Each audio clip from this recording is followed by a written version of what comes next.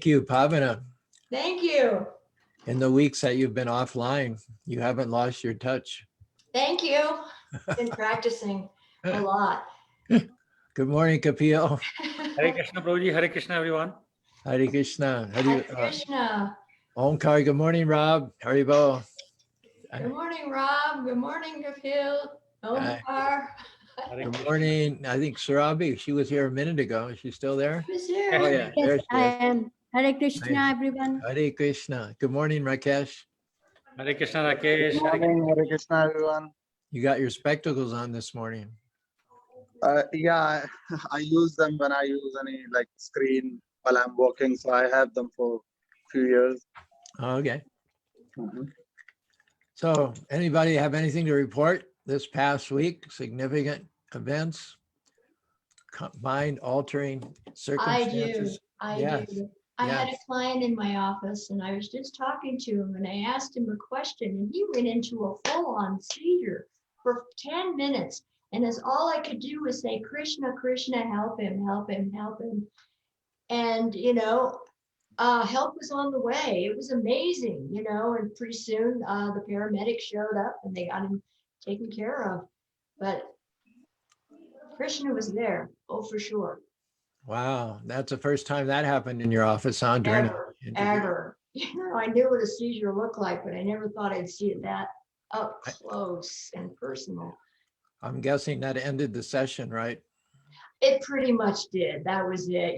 They said, okay, you need to get home. And, I had his dad come and pick him up. And yeah, that kind of ended that session. Wow. Yeah.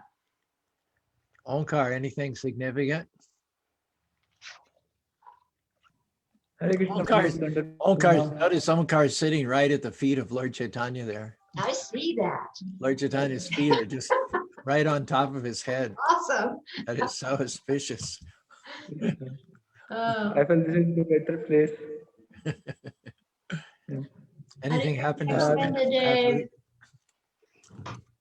Nothing much. So we had a quite a week here at the temple, except yesterday. Yesterday was a big evening. We had around 30 to 35 devotees coming for Saturday feast. So it was quite exciting last evening. I was there. I had the honor of giving the talk and it was very well received. The biggest crowd I've spoken to in person for a while. Yeah. Rob, what's going on? It's been a pretty good week. Started a new job working in greenhouses, planting plants, flowers, vegetables, watering, stuff like that. It's good to do that, especially maintaining Krishna consciousness, and it's a nice job that I'm able to chant while I'm doing it, and to keep my mind focused on that, and it's pretty satisfying.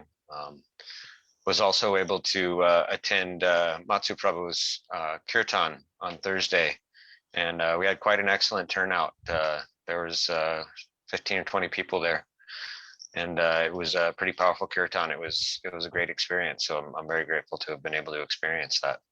Was And that of up in course, Brigham City? yes, up in Brigham City.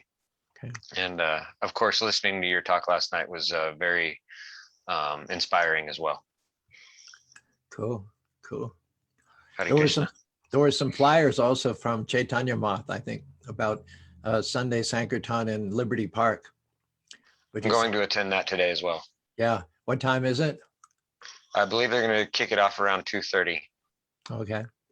Yeah, anybody that wants to do some kirtan, Liberty Park, 2:30, sponsored by the Chaitanya Saraswat Math. I don't think there's any party spirit between us. I don't know. I haven't had much interaction with them, but kirtan is kirtan. So as long as you just chant Hare Krishna, there's not going to be any question of any differentiation whatsoever.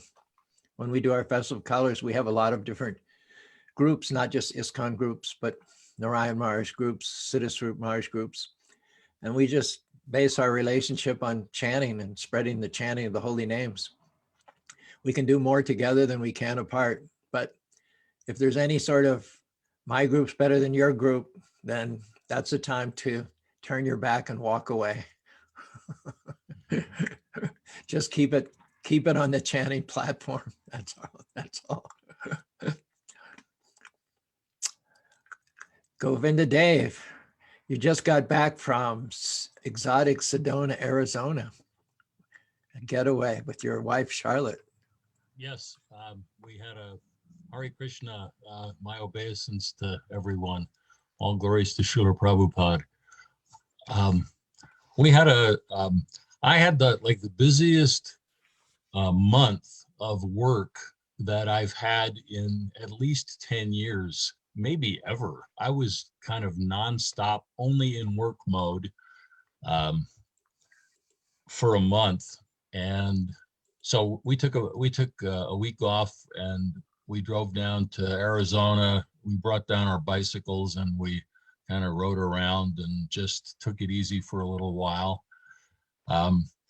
I have to, the thing that was most noticeable about the whole trip, to be completely honest about this, is when I came to the temple last night, I realized how, even though I love being with my wife, so this is nothing about her, but when you aren't with devotees, you can really be missing the association, and not realize that you're missing the association. So particularly, I think because we had there was such a festival mood, and it just built throughout the night, I thought, wow, nice to have a really emphatic reminder through all of the activities. The arti was wonderful. Caru, your lecture was wonderful.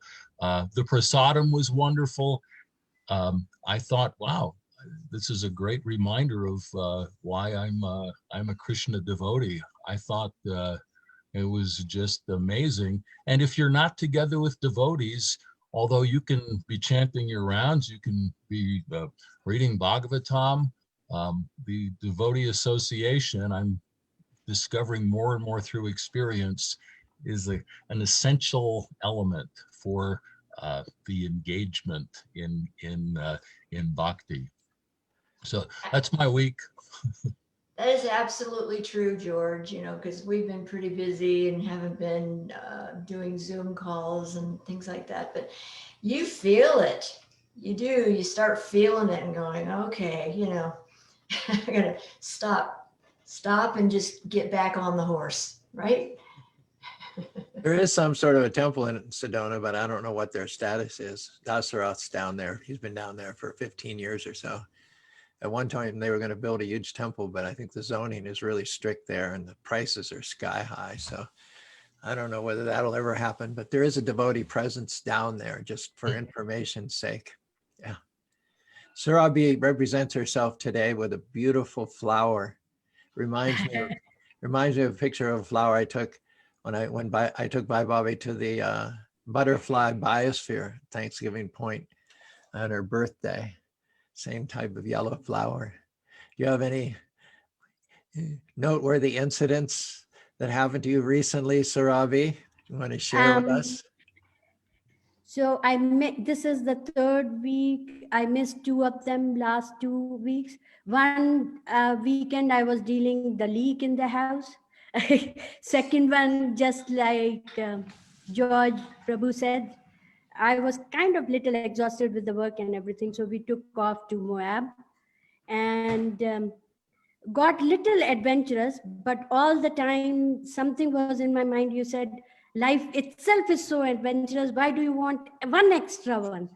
And it was a starry night, and in Moab you can see the hope, like sky full of stars.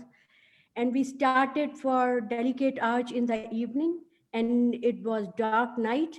We were not prepared at all, except one bottle of water, and going 4 steps ahead, then coming back.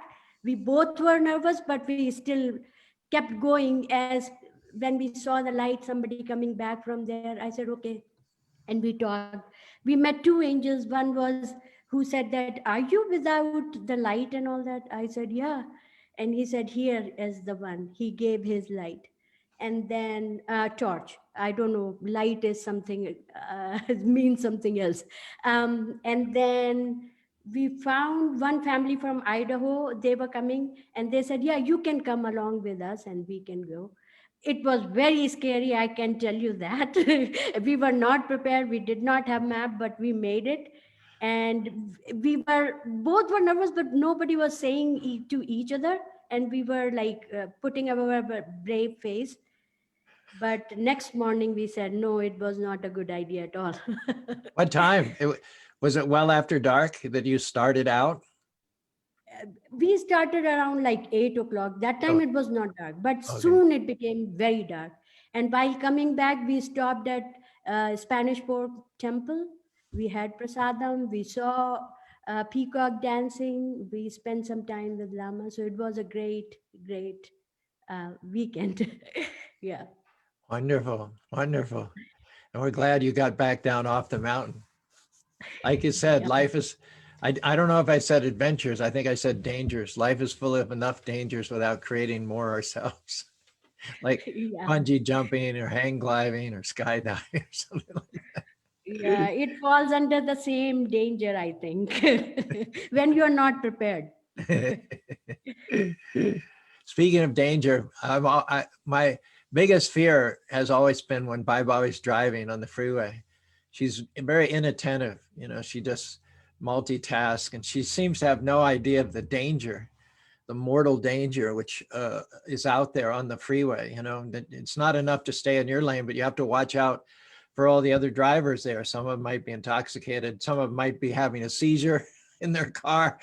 You know, you just have to be aware of everything, and she's not, you know, and so I'm always scared whenever she goes, you know, but I solved the problem, I think.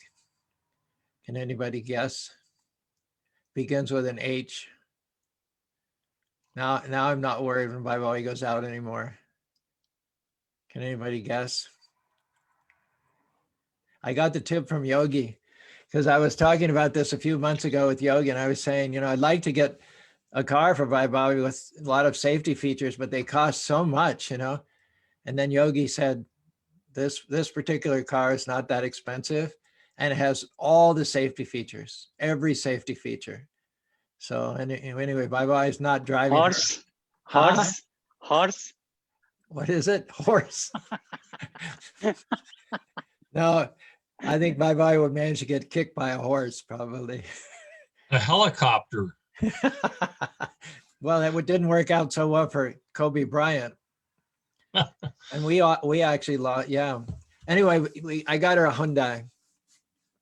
It has if you get out of your lane, it warns you. If you're put on your turn signal and there's a car in your blind spot, your mirror blinks and makes a loud noise. If you're on cruise control, if you're on 75 cruise control and the car in front of you going 65, it slows you down to 65. It's got a sensor so that you really can't rear end anybody. It automatically slows you down. If someone cuts you off in traffic, it also hits the brakes. It's like a self-driving car that you just happen to have your hands on the wheels. It's got side airbags, and it's a hybrid also, 55 miles a gallon. So anyway, that's my story for the week. That I feel like I've done my part to keep my wife a little safer, and also everybody else who happens to be on the freeway at the same time she is. I think I've done something to make them safer as well. Was she happy with the car? Huh? Was she happy with the car? Yeah. She's still finding out things about it. It's got so many different features. It's just unbelievable, but certainly a lot safer and more reliable than that old Honda Civic, you know. Driving the Civic, you've got the driver and the car to be worried about. Now you just have the driver, and even she can't do that much because it's just it just keeps you away from other cars. That's what it does. It's got radar in all directions, you know. Amazing. All right, Kapilji, and then Rakesh. And then we'll start with the verse. Pavana, perhaps you could lead us, read the verse and comment. Kapil and Ishan and Rakesh, as far as catching up is concerned. So it was a week of catch up for me, both from a work perspective as well as both, I would say, materially and spiritually. So there were a lot of emails, as most of you said, that it was quite a work week, and the same goes with me as well. And then we completed the first section of our Bhakti Shastri a week ago. So it was a week of catching up with all the homework. So Have you taken the test for the first module yet? it will be next week, bro. And Anushree, Amrita Sundar is going to moderate? She's a protector, yes. Okay, cool. Ishan, what's up? Yeah, we started a new term in school today, so, or not today, like this week. So it's been new classes, getting used to the new schedule, everything like that. New teachers and like obviously other or different kids in different classes. But yeah, other than that, it's been a pretty quiet week for me. Which school do you go to? I go to West, the same one Vivian went to. West High School, yeah. Yeah. Cool. Rakesh, Hare Krishna, Prabhuji. Hare Krishna. So, last Friday, April 2nd, both I and Bhavna, we got our second dose of COVID vaccine.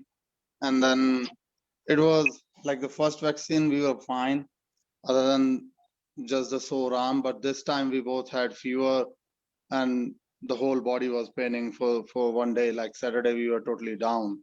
But Sunday, we started getting back, so it was fine. And then last week, we went to Las Vegas. It was like pretty hectic work schedule for me for the last 2 months.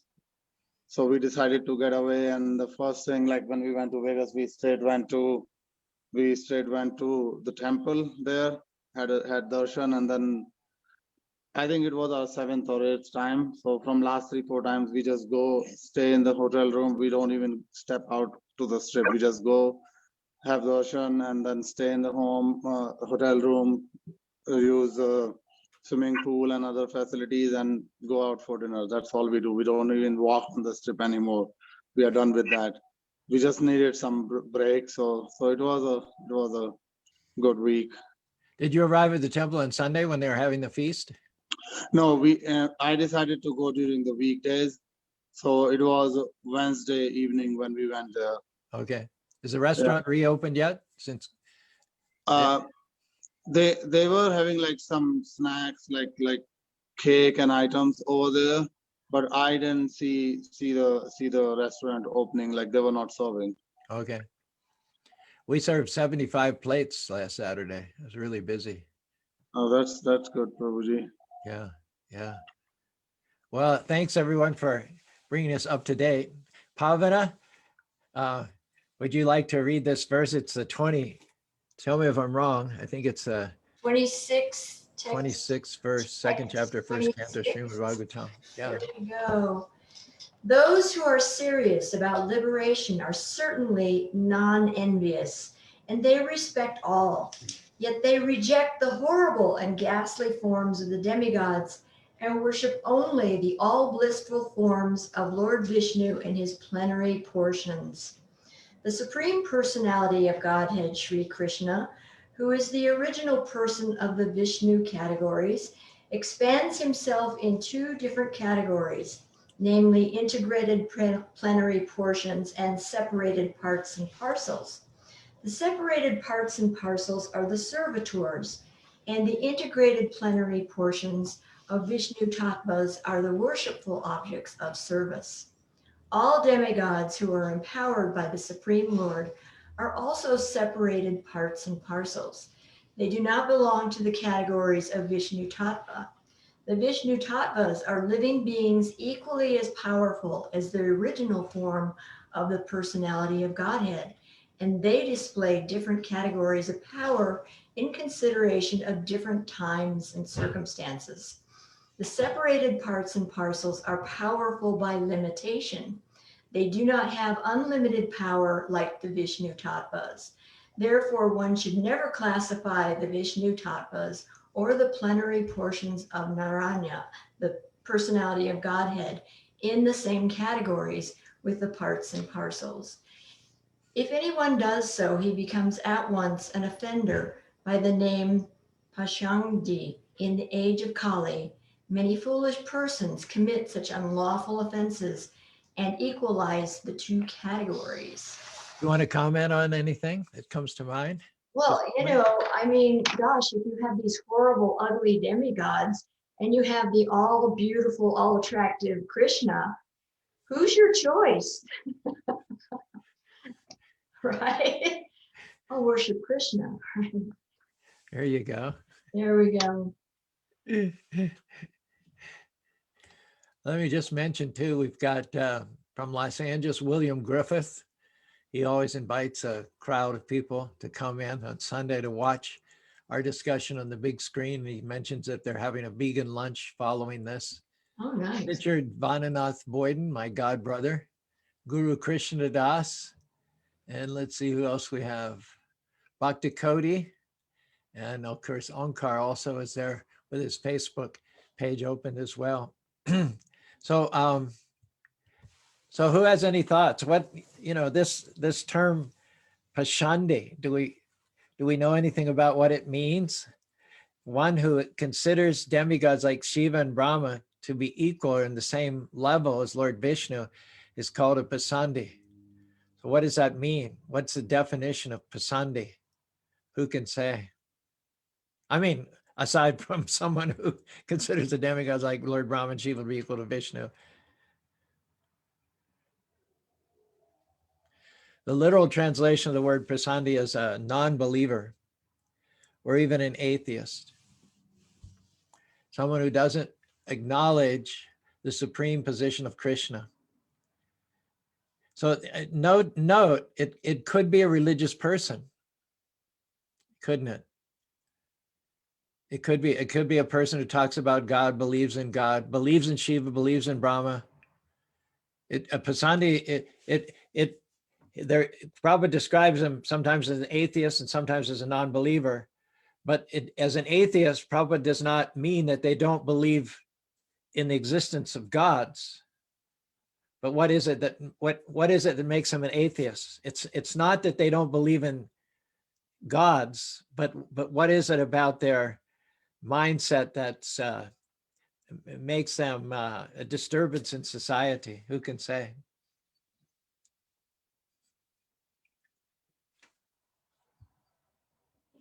They don't believe in Krishna as God, and they just believe in other gods as God, but don't recognize Krishna as the Supreme Personality of Godhead. Exactly. Remember when Lord Chaitanya started his movement in Bengal, they were out in the streets chanting Hare Krishna, and some of the Muslims came up to them on behalf of the Qazi, and they said, "You better stop this. The Qazi will not like this. It's okay if you practice Hinduism at home, but the Qazi is not going to be happy about you guys coming out and being aggressive, you know, proselytizing in the streets." And but Lord Chaitanya would continue with his Sankirtan, and these orderlies, they were called, would go back and report to the Qazi. They would say, you know, we approached the Hare Krishna chanters. They were, of course, chanting Hare Krishna, and we told them, you know, you need to stop chanting Hare Krishna, because when the Qazi finds out that you're chanting Hare Krishna, he won't like the fact that you're chanting Hare Krishna. So you better stop chanting Hare Krishna or you'll get in trouble, Hare Krishna. So the Qazi's like, he's listening to this and he says, okay, you're telling me that the Hindus are chanting Hare Krishna, which is nothing new because that's what Hindus do. They chant the names of various gods, including Hare Krishna. But what I'm curious about is, why are you chanting Hare Krishna? Why is every other word out of your mouth Hare Krishna? So, and then in the Chaitanya Charita, it goes on to explain how after those orderlies went away chanting Hare Krishna, then the Hindus came. The Hindus came and they complained to the Qazi that the Sankirtan movement, the exclusive worship of Krishna, was ruining Hinduism. So what did they mean by that? And even today, you know, you have people who criticize the iskcon movement for being too narrow-minded, too single-pointed, too insistent upon Krishna as the supreme. They say, chill out, you guys. Everybody's God, your God, our God. You don't have to insist on one supreme personality. So they're Hindus. And in fact, these are Brahmins complaining to the Kazi. They know all the rituals. They know all the prayers, all the mantras. And yet in Chaitanya Charitamrita, they're called pasandis. Can someone explain that? Here are highly competent religious priests who are called non-believers / atheists. Why? Because the reason people believe or like worship demigods is for material gains, i.e., the reason why somebody would worship like Lakshmi is for wealth and that kind of stuff. So the reason people worship demigods is for material gains, whereas the reason you would, like worship Krishna and recognize him as the Supreme Personality is solely for the reason that he will do what's best for you and you can try to get liberated. So really you're not believing in God and recognizing and surrendering unto him. If you're worshiping a demigod, all you're doing is you're just engaging more and more in the material world and not necessarily getting any spiritual benefits, i.e. not being a religious person. Exactly. Prabhupada said demigod worship is for less intelligent men because there are 3 benefits derived from demigod worship, which are for the less intelligent. Can anyone tell what the nature of, what the 3 benefits that you derive from demigod worship that you can do much better worshiping Krishna in each category? But what are the 3 characteristics of boons that you receive from demigods? Material benedictions. That's the first one, material. You can get, and material is by nature what? What is everything material is what? Temporary in nature. Temporary, exactly. So material, temporary, and then the third feature is what? Can you guess, anybody? It create bondage or whatever you get it. Yeah, you get what you want and then you get attached and you have to continue rotating this material world.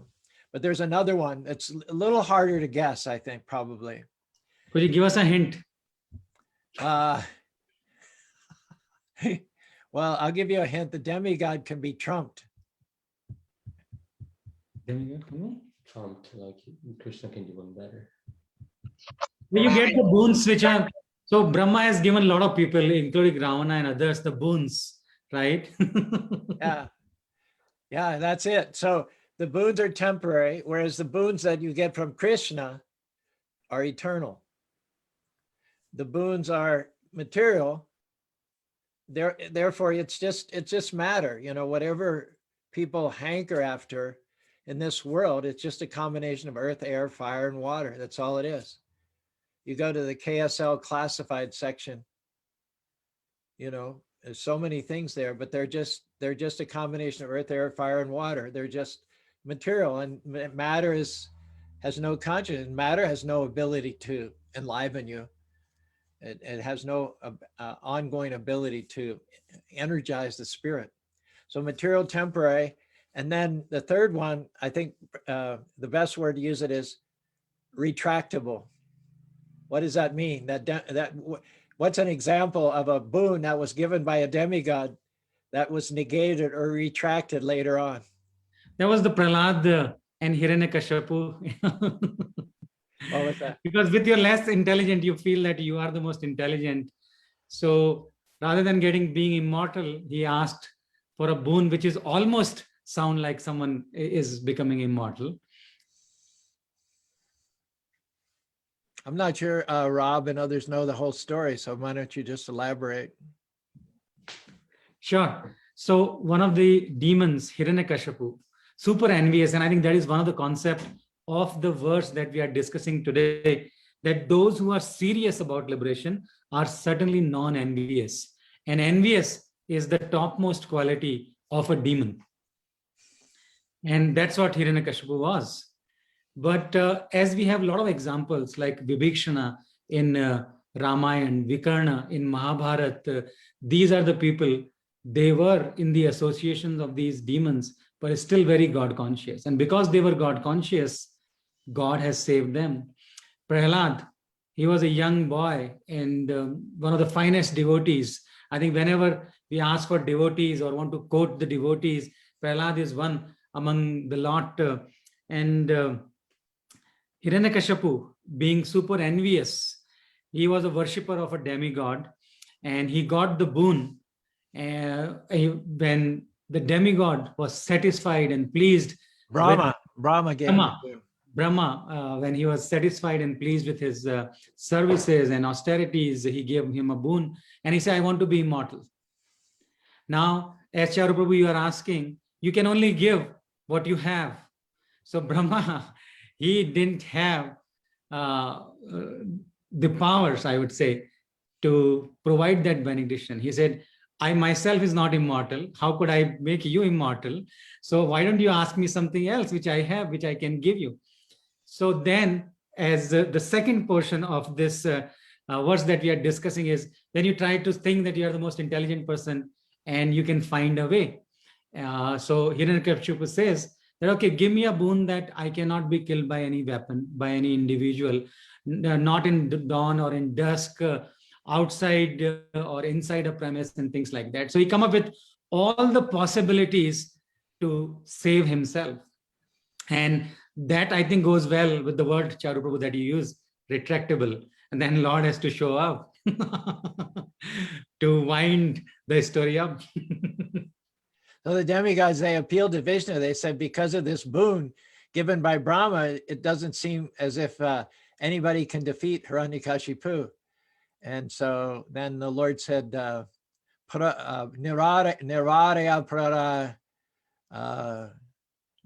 prashantya shashuta mahatmane.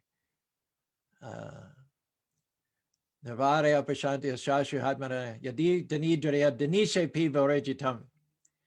The Lord said, I've given Hiranyakashipu a lot of rope based on this boon. He's taken the boon, he's misused it, and he's conquered the whole universe. He sits on the throne of Indra. However, when he tortures his son, Paradara Mahatmana, who is a Mahatma, who is my foremost devotee, at that time I will personally come to kill him, Danishe Pi Varorjitam, in spite of the boons of Lord Brahma. So when the boon of Lord Brahma came up in confrontation to the protection of Lord Krishna, it was the boon of Lord Brahma that got retracted or got negated.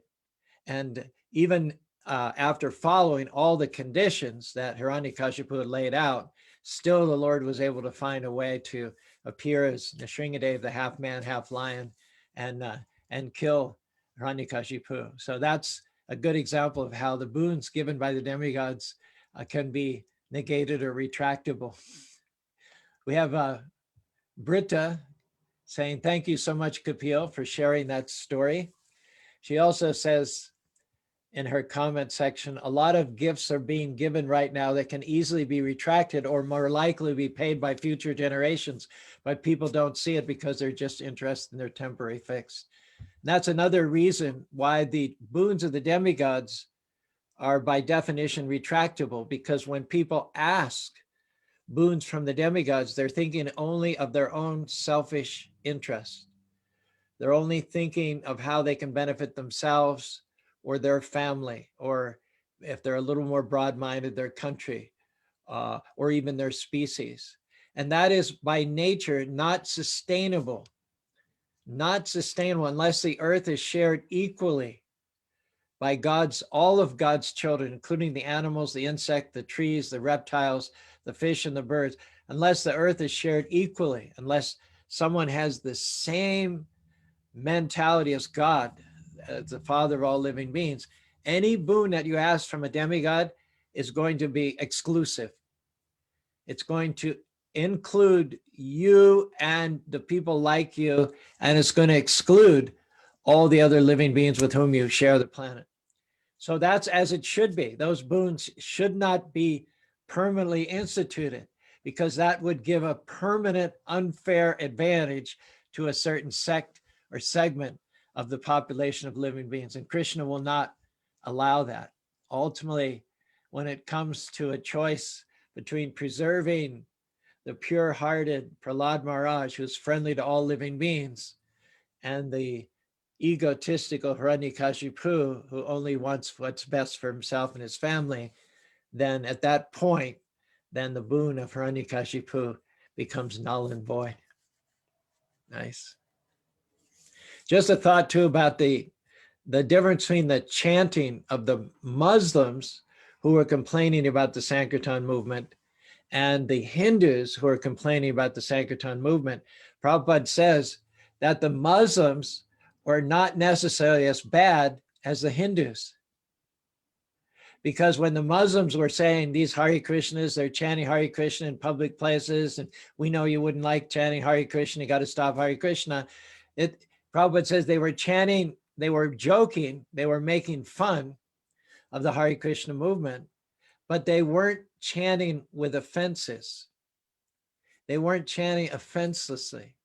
But when the Brahmins, the Hindus, came to the Kazi, they said, you've got to stop this chanting of Hare Krishna. This chanting of Hare Krishna will spoil the Hindu religion. Hinduism is against putting any one deity above any other deity. That is nam aparad. That is much more serious offense than just chanting in fun or chanting indifferently or derisively. And so the Muslims who are reporting to the Kazi actually had a much better chance of being purified and becoming pure devotees than the Hindus. And how many of our Hindu friends, when we try to explain them something about the Bhagavad Gita, what do they say? What do they say? That there are Is that multiple gods. about the text being based on war? What's that? Peace? The text of Bhagavad Gita is based on war? On work, W-R-K? W-A-R, war. Oh, yeah, that's one thing they can say. But don't they always say, I know Bhagavad Gita. I know Bhagavad Gita. Yeah. I come from there. So how can you teach somebody who thinks they know the Bhagavad Gita? Isn't it? You know, I was putting a PowerPoint together to go with last night's talk. And I was looking for certain quotes from the Bhagavad Gita. And there's this one quote that always comes up on Google Images. I can't exactly remember the wording.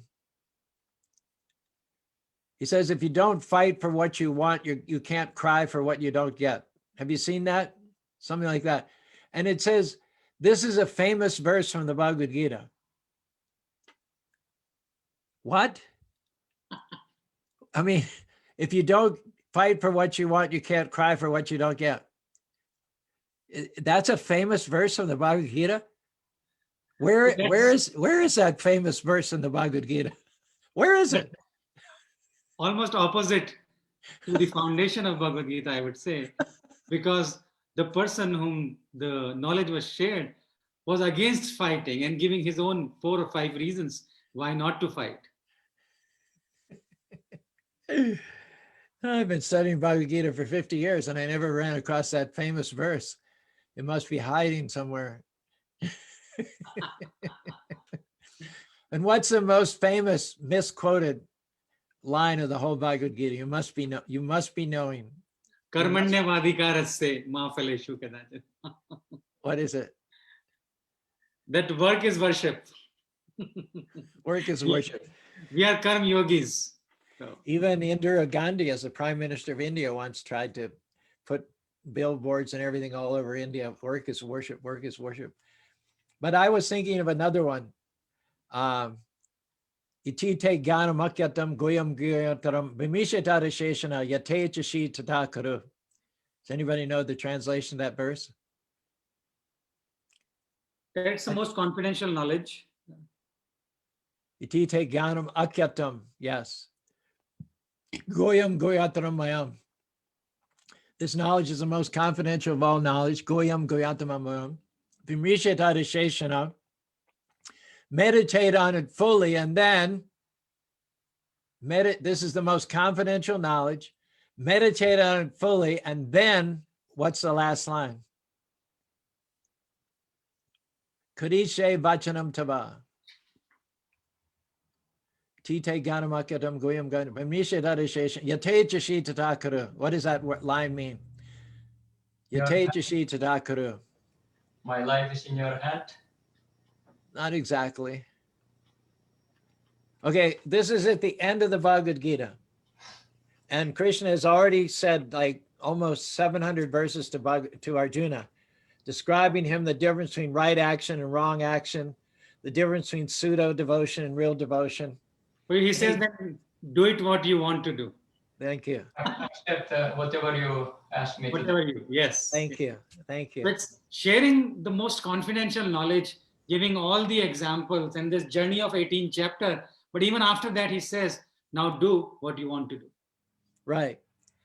Which means, deliberate on it, consider everything I've said, and you have free will to do what you want to do. But many Hindus that I've met throughout the year, they say that the whole conclusion of the Bhagavad Gita, what the Gita is all about, is you do whatever you want. That's if you do whatever you want, then that's you're following the Gita, isn't it?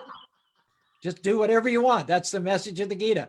I think something got lost in that translation. Like 700 verses got lost.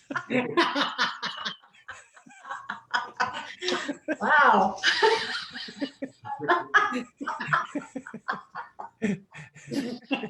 Oh my gosh. Oh.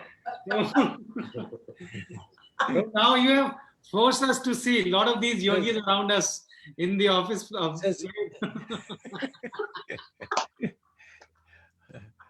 What does it say? It says, Yashastam vidhimut srija vartate kamakarata nasasiddham avapnuti nasukam naparam gatim.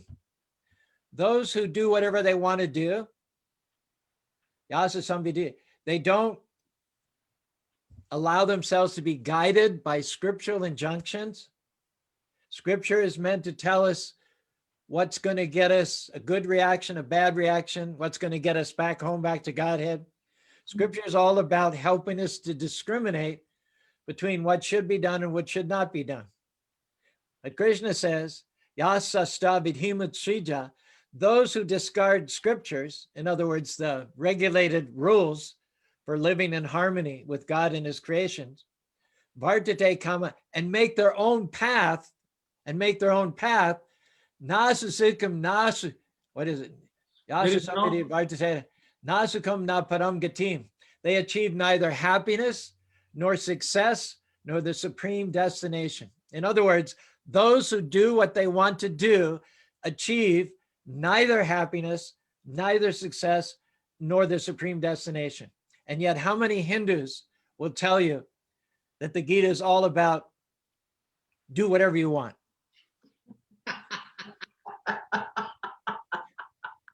So this is a pasandi. This is an atheist, a non-believer. They just make up stuff and say it comes from the Bhagavad Gita. Oh my gosh. Have you ever heard anything like this, Surabhi? I heard from my husband, somebody, his friend said, do everything for your own selfishness. That's what he said, and he laughed about it. Yeah, that's what Gita's message is. Do everything for your own selfishness, I think. Yeah. And in a sense, we can agree with that, but our best interests are through Krishna. That's how we benefit ourselves, is through Krishna.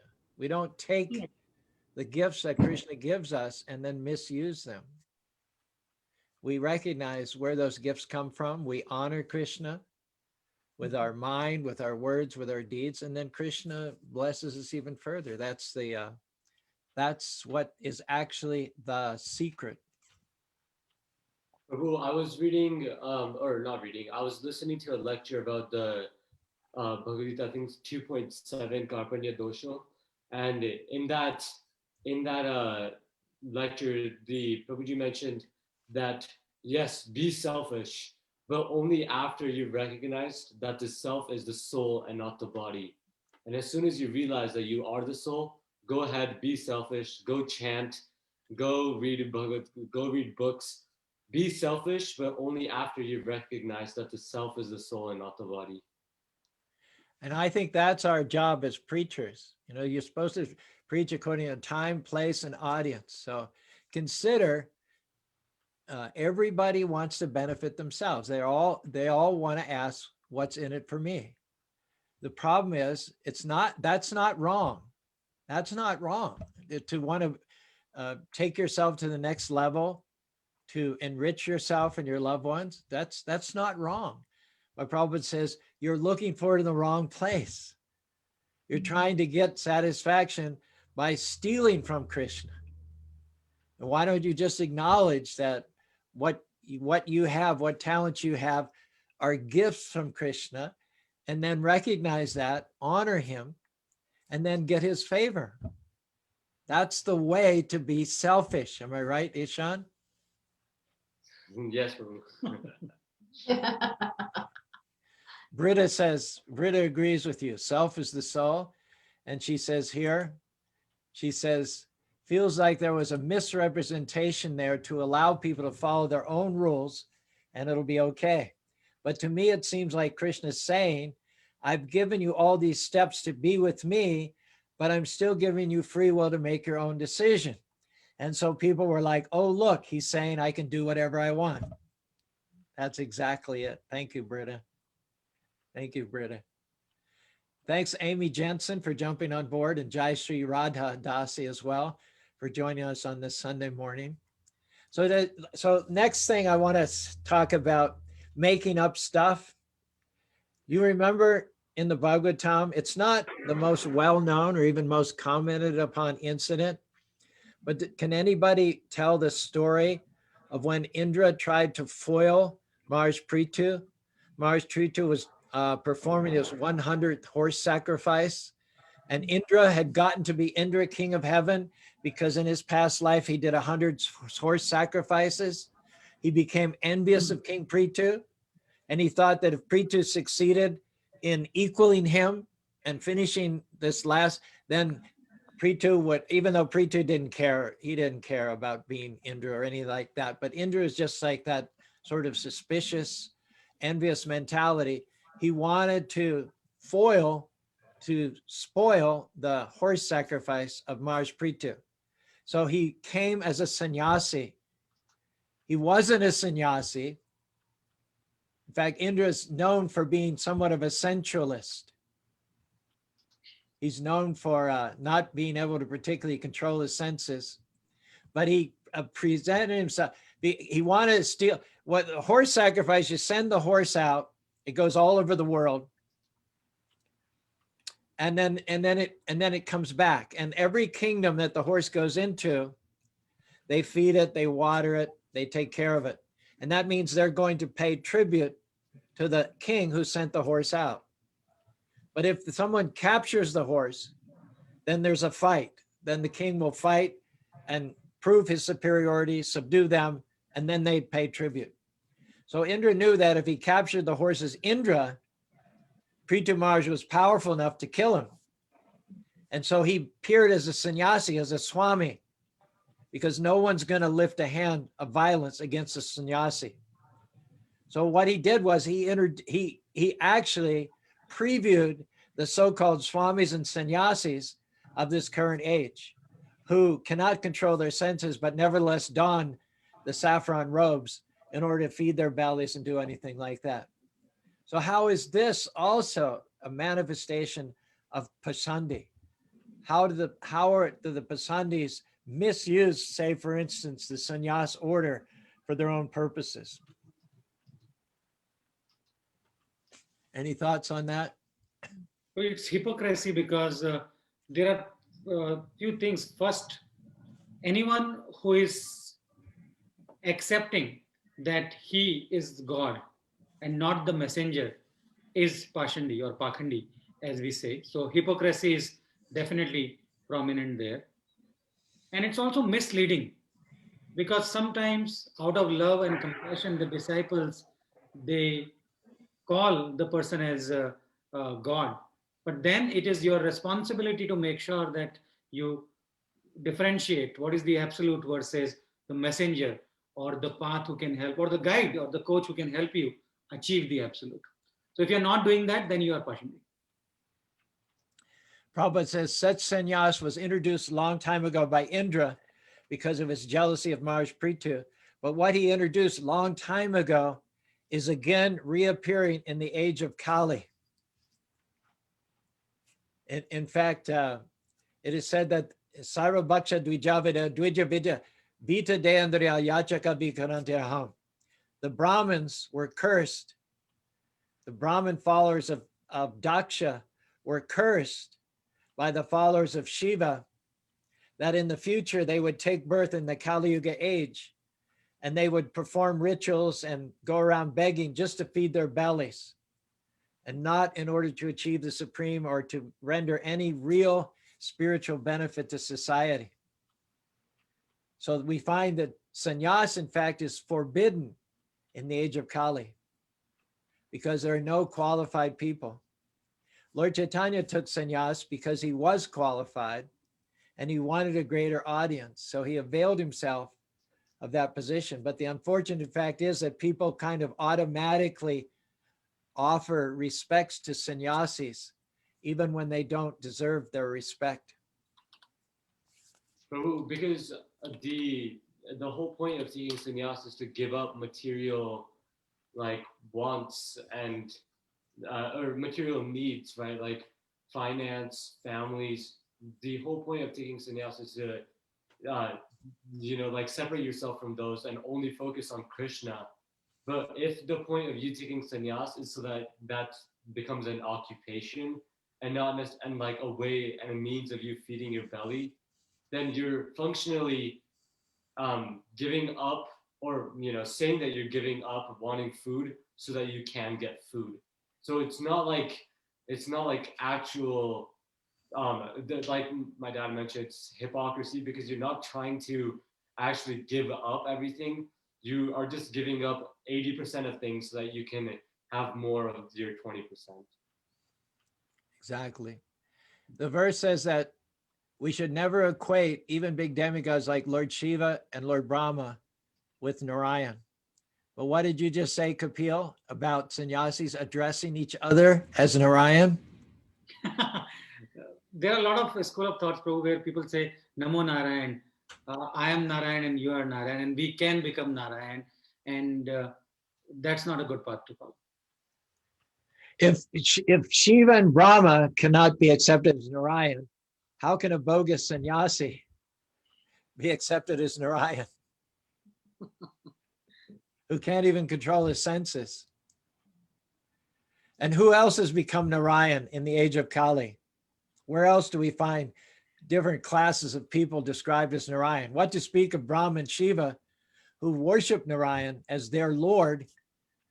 We find terms like Daridra Narayan. What does that mean?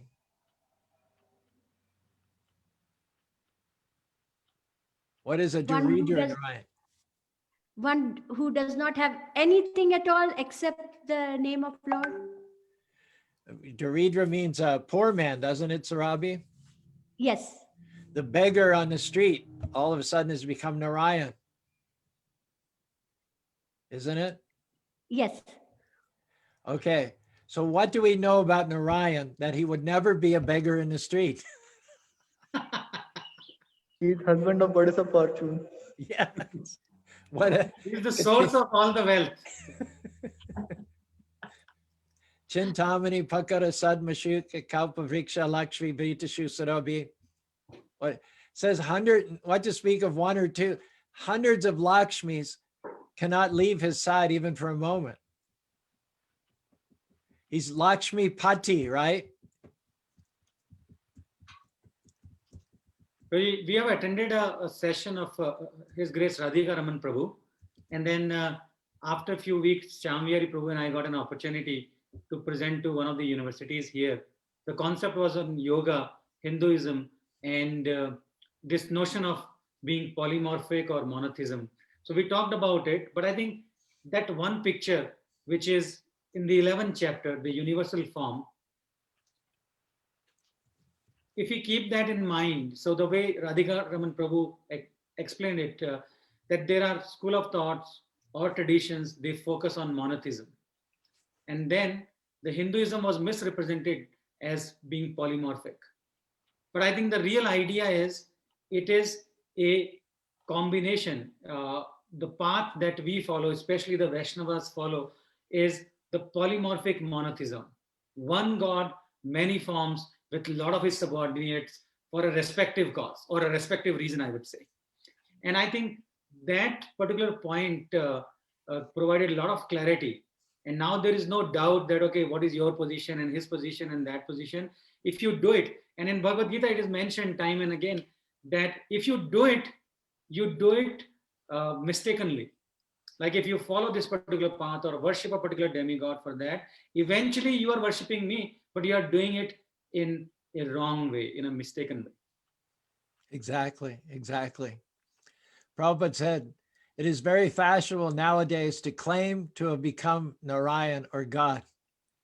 The monists or Mayavadis address one another as Narayan, and thus everybody supposedly becomes Narayan. And Prabhupada says, in a very funny way, in this way, we are overcrowded with Narayans here and there.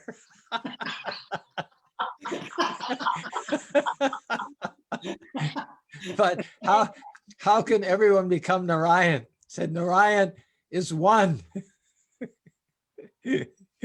He's the husband of the goddess of fortune. So then how can he be Daridra? How can he be a poor man? And Prabhupada says, even if for argument's sake, you come up to the level of Brahman, you become liberated. Still, it says, Yanera Vindaksha Vimukti Manina. Still, your intelligence is impure. Even if you become liberated and become one with Brahman, that still doesn't mean that you become Param Brahman, because Param Brahman is one. But those Jiva souls who become liberated, they're many. They're many. They're a dime a dozen, even the liberated ones. But Param Brahman is one, and no one, even if they rise, no Jiva, no Atma, even if he rises to the level of Brahman, becomes one with Brahman, he still can't become the Param Brahman, because the Param Brahman is one supreme living being. So if someone, even if they do penances and austerities, and they become one with Brahman, they merge with Brahman, and then they think they're God, it's still described amimana buddhi. Their intelligence is impure because they're factually never going to become one with God. They're not even fully liberated until they avindaksha, they take shelter of the lotus feet of he who is actually one supreme eternal living being, Narayan. Otherwise, their liberation is just like what we talked about before.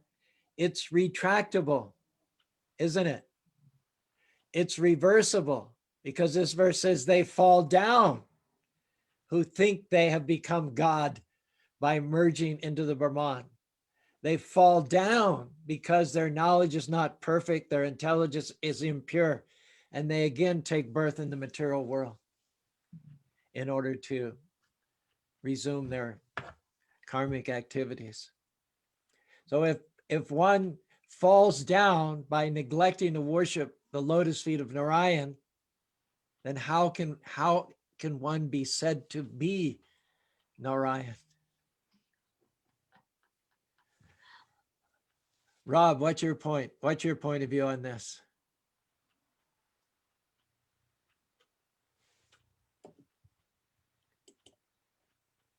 Wow, we've got a lot from Britta here. Oh no, this is from Radhe Sham. Radhe Sham says, Vivekananda said, don't read books, you don't have to read book. And Prabhupada said, then why did if you don't have to read books according to Vivekananda, why did he write so many books? It says, knowledge, scientific, one who discards.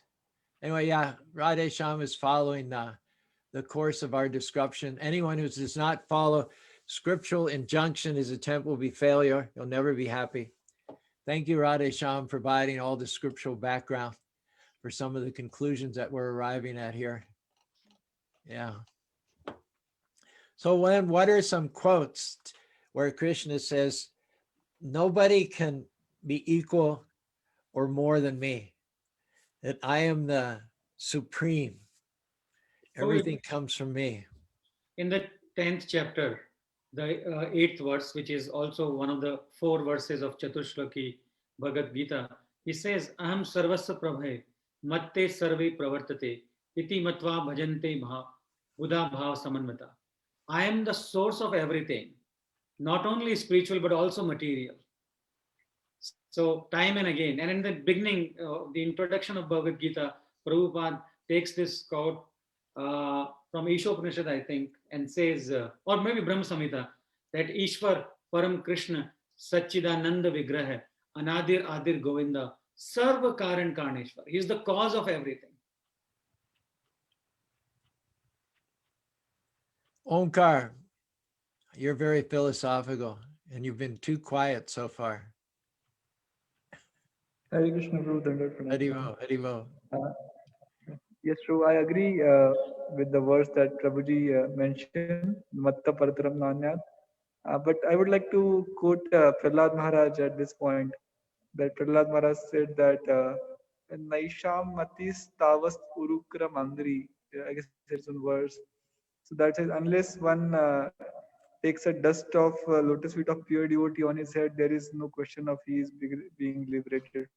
So this unlimited respect of the Lord, and then what to speak of becoming a god or uh, becoming any other being. Prahlad Maharaj directly gave us the way that you worship the devotees, and when you take dust of your lotus feet, then all illusion is dispelled. I guess people have this illusion that I can become God, anyone become God. But I guess by the reference of this verse, if they follow it, and all of their illusion will be dispelled very soon.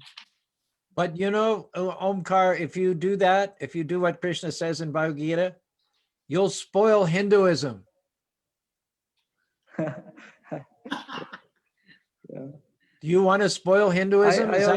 Is that what you guys are all about? You want to spoil? We got a good thing going here. You want to spoil the good thing that we got going here called Hinduism? I also meet many people in India. They say we are Hindu and Hinduism is greatest. So I ask them, what is the main topmost authoritative book in Hinduism? They say Bhagavad Gita. I ask them, have you read it? No, I don't. We don't read it. We just keep it in our homes and we worship it, and we use it in our courts to take oath on it. But we don't never read it. It's not for reading. It's just for worshiping. And in Bhagavad Gita, many times Krishna told that I am the supreme and I am to worship. Don't worship demigods. But nobody has any clue about it. I mean, that really strikes me. That how is it possible?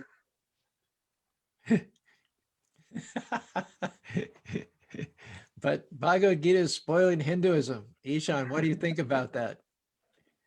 Well, a lot of times, and this is becoming more and more popular in India, especially. Like when I go there, and they're like, well, they'll give me like a lecture on the Bhagavad Gita, right? They'll be like, look, I know, I've memorized these verses, I know all of this, etc. And then like next day, I'll catch them eating like an omelet for breakfast, and I'll be like, how can you eat an omelet if you've like read the Bhagavad Gita and you believe in it so much? And then they get all sciencey on me, like, not all omelets like actually, or not all eggs actually lead to chickens, and it's not actually like considered non-vegetarian. Like eggs are completely vegetarian, and like at that point you realize that the person is being kind of like two-faced, right? Where they have two kind of personalities, in which outside there you can see them as a person who is very spiritual, somebody who has read, but reading won't get you anywhere unless you actually believe and like commit to what you've read, right? Like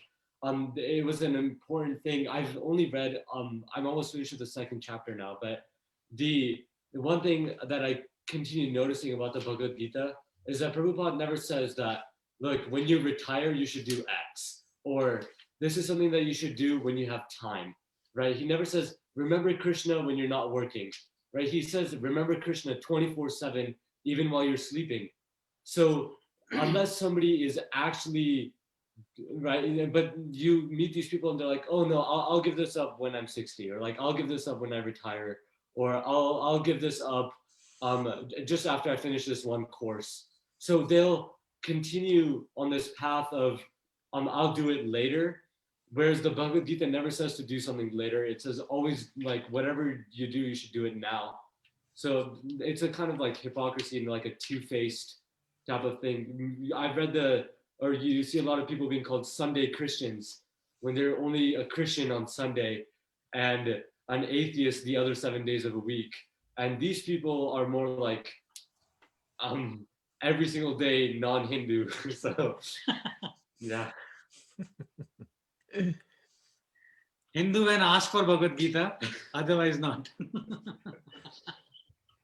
George is jumping back in here. I guess he had some family duties to attend to. George, Namo Narayan. I greet you as Narayan. Caru, this is on Facebook.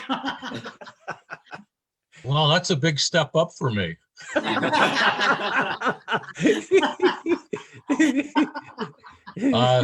Sorry to abandon ship there.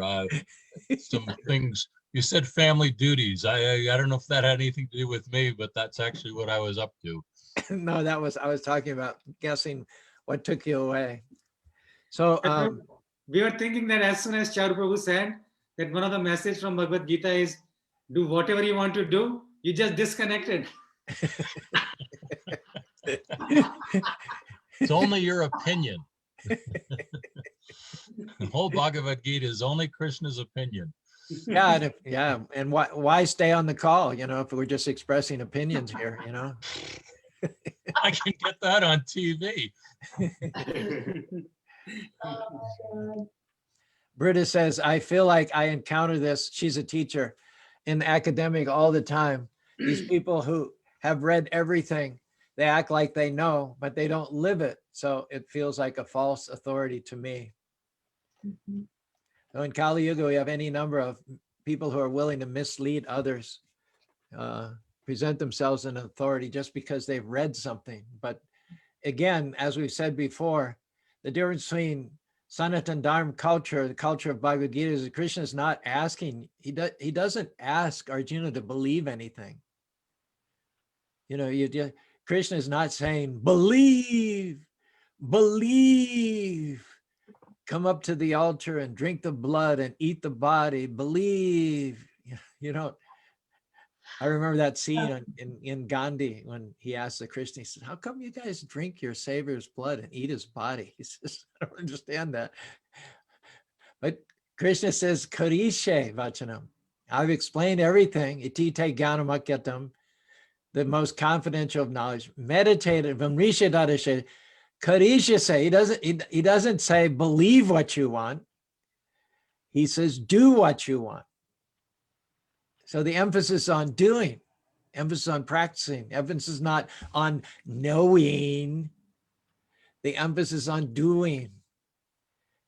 And that's the big hiatus between the culture of Sanatana Dharma and the culture of speculation, mental speculation, and fruitive activity.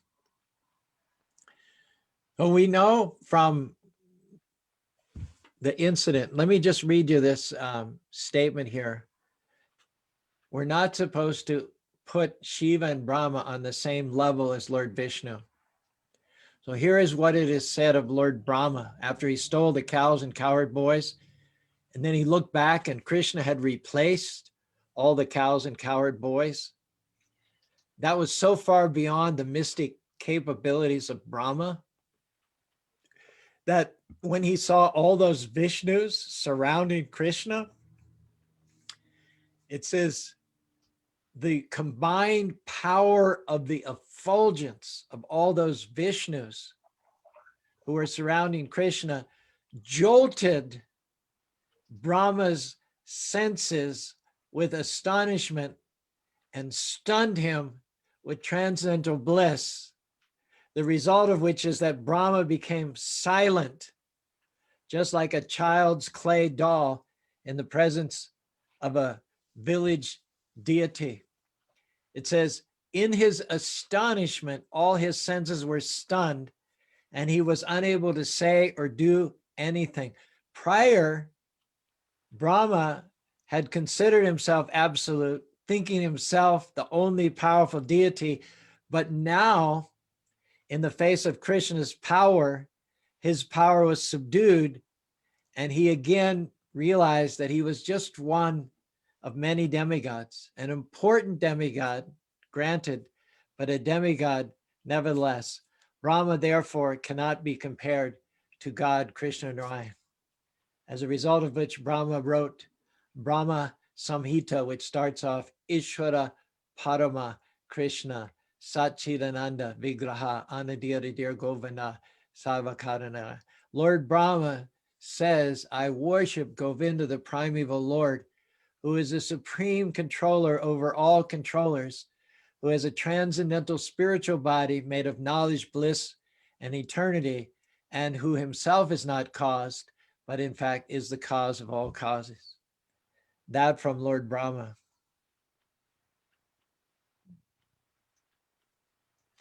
Any other comments? Rob, I don't know whether you've come back to your screen, not, or yeah, we called on you, but you might have been away for a moment. And Govinda Dev too. Rakesh, I don't know if Rakesh is there either. Hello, Prabhu. I apologize for stepping away. No problem. No problem. You have free will. Do what you will. And on that note, it almost seems like when a When you parent stepped tells away, you were just following the most famous verse of the Bhagavad Gita. yes, I was just living up to the Bhagavad Gita. It almost seems like the way a child will, or the way a parent will instruct the child on the way to do something, say, putting your clothes away. And this is how you put your clothes away. This is how you fold them. This is how you keep your area neat and clean. And when it's neat and clean, you can go play. Your chore is done. Your task is done. But go ahead, do what you want. Don't put them away, and then you don't get to go play. Don't have a clean space, and then you don't get to interact with your friends. You don't get to have the blessings that come with that, so to speak. So it's almost, that's how it kind of felt like to me. It was like, okay, I've told you all of these things that you need to do in order to become more elevated, become closer to me, but you're a free person. Do what you want, and the consequences will come according to your actions. Exactly. Surabi, do you want to weigh in here? At this point, I don't have, Prabhuji, anything to add to it, but I'm listening, I'm learning, I'm new. You remember, there's that famous speech by that admiral where he starts off about the importance of making your bed. You all know Yes. that speech? It's got like 15 million views. Yes, bro, very powerful message. Yeah, you just start out. You make your bed. You make your bed, and of course, as you know, in the military, you have to make it very, very And then he talks about how just starting from there, that very simple thing. First thing in the morning, you discipline yourself. You don't feel like making your bed. You got so many things to do. What difference does it make? He says, no, just make your bed. And then you do this, and then build it. Then from that, this comes, and this comes, and this comes, and this comes, and this comes. And then finally he ends with the final test of the SEALs, the Navy SEALs, the most elite fighting men in the world. They have to spend an entire night up to their chests in freezing cold ocean water in the middle of winter. And he talks about how in the middle of it all, and if anybody can't make it, they get washed out. They get washed out of the program. And so he talks about how one starts singing, then another one starts singing, and another, and they're all helping each other out. They're all extending themselves to each other. And all this achievement, super excellence, is as a result of following orders, starting your day off with a disciplined, regulated activity. And then he says, even if you have a bad day, he says, even if nothing goes your way throughout the day, at least when you get back home, you've got a nice, neat, clean bed to crash in. That's a very good point. It is, Prabhupada. There's no support for do whatever you want to do. Not if you want to be a moving forward, progressive human being. That's for the animals. You cannot do whatever you want to do if you want to improve and evolve. It's not the message of the Bhagavad Gita. As much as we'd like it to be, it's not the message of the Bhagavad Gita. What were you saying, Kapil? Well, I was just saying, or sorry, but I just wanted to add that a lot of time, or in the Bhagavad Gita, especially like in the preface and the introduction, Prabhupada gives like a list of the horrible like conditions that are there in hell, and about how bad it is, and not only that, but also what people have done to get there, right? Whether it's meat eating, gambling, etc., etc. But if you take that and then at the end you put, obviously you can do what you want, but here's the list of consequences, right? That's going to happen. And then you just take that end, right? That like, oh, I can do what I want.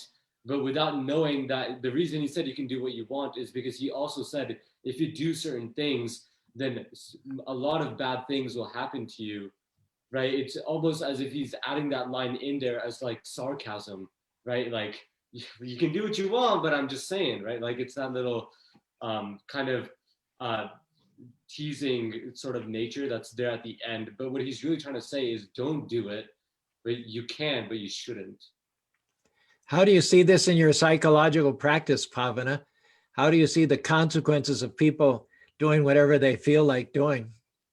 Usually it's a disaster. It gets them in trouble, and then, their lives are not going so well. And then, they come and they talk to me about how do I get out of this? And I tell them how to get out of it. You got to choose better associates. You have to choose better friends. You cannot hang out with, the dregs of society and think you're going to be living an elevated life. This is not going to happen. And if you don't have any boundaries, people will take advantage of you.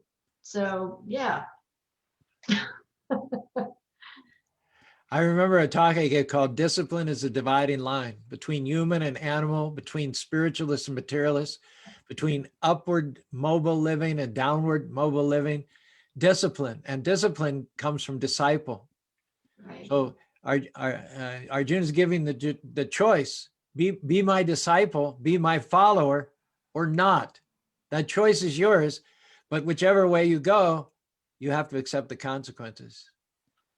Now, George is a lawyer. He can tell us a little bit about consequences too, can he? Rakesh Prabhu just came to the temple from his home.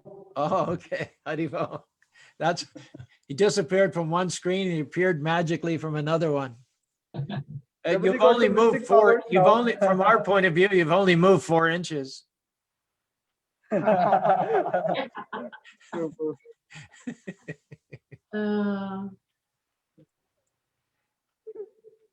Govinda Dev, anything you want to share?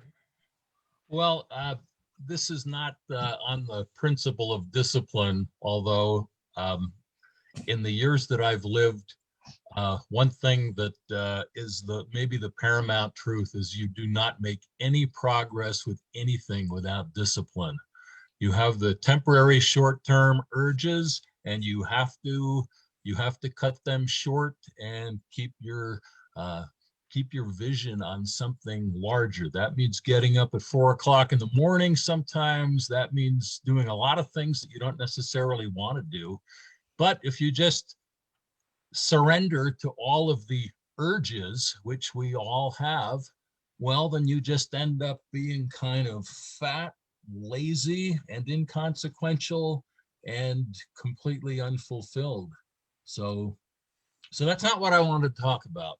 What I wanted to say, if Lord Brahma could be deluded, an exalted demigod, if he himself could be deluded about his capacities, then what about all of us when we are constantly, I know I deal with this always being challenged by the thought of, wow, I did that pretty well.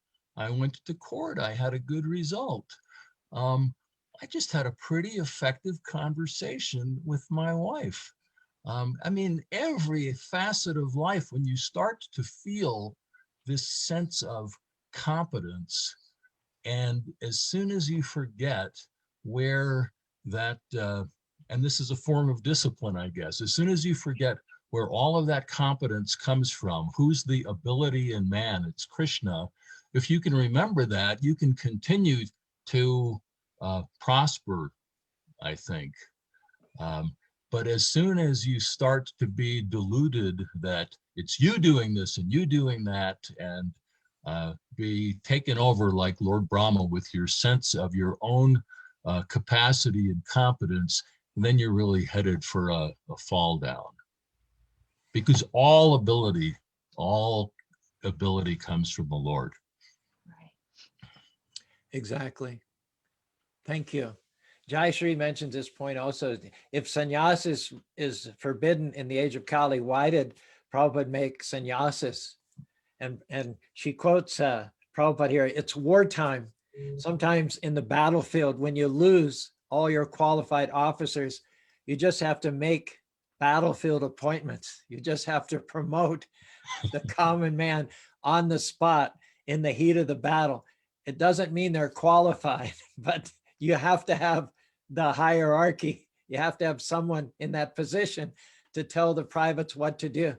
So we're not supposed to appoint sannyasis in this age because nobody's qualified. At the same time, we're in a pitched battle with Maya. It's Kali Yuga.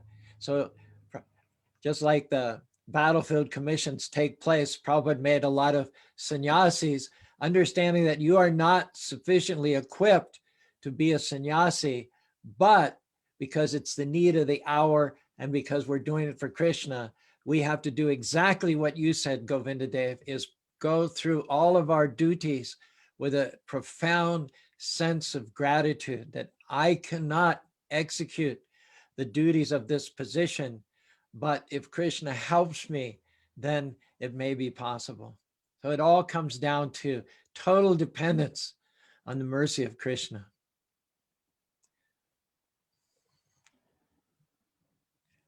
Radhesham Prabhu, do you want to lead us with kirtan so we can practice what we preach here? Hare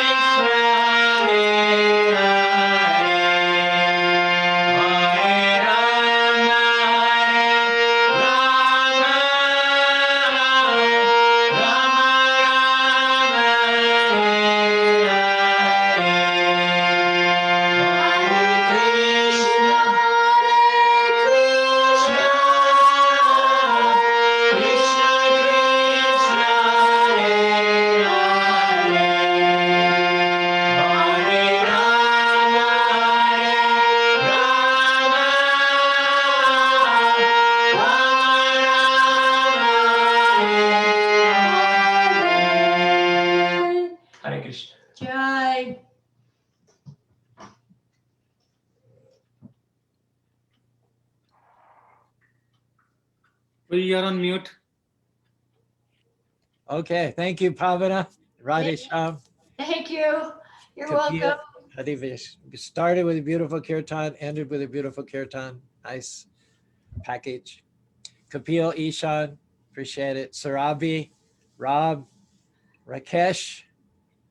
Who else was with us during the course of the talk? Might have dropped off. Also on Facebook, Britta made some very nice comments. Jayashri, likewise, jumped in there with some very good comments. William Griffith, thanks for joining us. Subhadra, Radhe Shyam, Amy Jensen. Haribol, Amy, if you're still there. Jimmy, Taruni from Minnesota. Part Govindadas, Anjali. Haribol, Anjali. Guru Krishnadas, Bhakti Koti. Wow, Bhakti Koti and I have 366 mutual friends. Onkar, thank you. Amon Narayan. And then Hindi. I don't read Hindi. Anyway, thank you all for joining. Thank you all for your comments. This has been the discussion based on a verse which refers to those who are non-believers and atheists. And we discovered that they can even be within religious institutions. They can even exist within religions themselves. All the bottom line is Krishna doesn't want you to join a religion.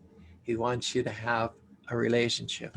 Om Tat Sat. Till we meet again, please chant Hare Krishna, Hare Krishna, Hare Krishna, Krishna Krishna, Hare Hare, Hare Rama, Hare Rama, Rama Rama, Hare Hare. Hare.